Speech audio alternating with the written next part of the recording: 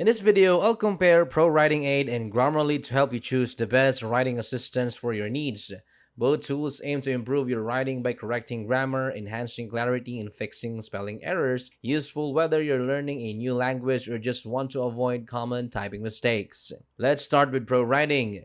ProWritingAid offers grammar checks, rephrasing tools, detailed writing reports, and an AI feature called AI Sparks, which helps generate ideas and improve readability. It also provides critic reports to give more in-depth feedback on your writing. Grammarly focuses on a smooth user experience with tools like paragraph rewriting, tone suggestions, and an AI writing coach. It also helps you proofread, paraphrase, and even generate content or email replies, making it a strong choice for productivity. Both tools works across various apps and browsers using Chrome extensions. Grammarly supports over 500,000 apps, including Gmail, Slack, and Microsoft Word. ProWritingAid also integrates with popular platforms like Notion and Gmail. When it comes to pricing, ProWritingAid stands out with a lifetime plan starting at $399 and offers student discounts.